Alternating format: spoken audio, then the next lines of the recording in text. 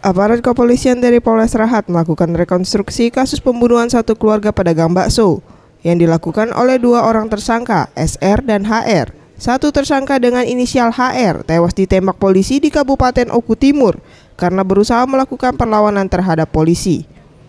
Sebanyak 50 adegan diperagakan oleh tersangka dalam reka ulang ini.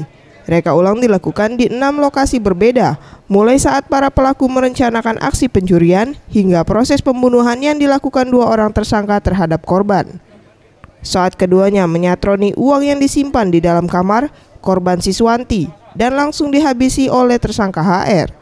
Sementara tersangka SR juga turut menghabisi nyawa korban Giarno dan Reza Bagus Oratama yang masih tertidur pulas.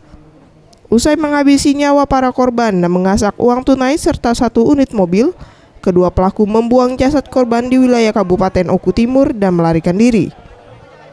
Kasat Reskrim Polres Lahat, AKP Arif Mansyur mengatakan total ada 50 adegan yang direka ulang, berdasarkan hasil penyidikan motif pelaku murni pencurian.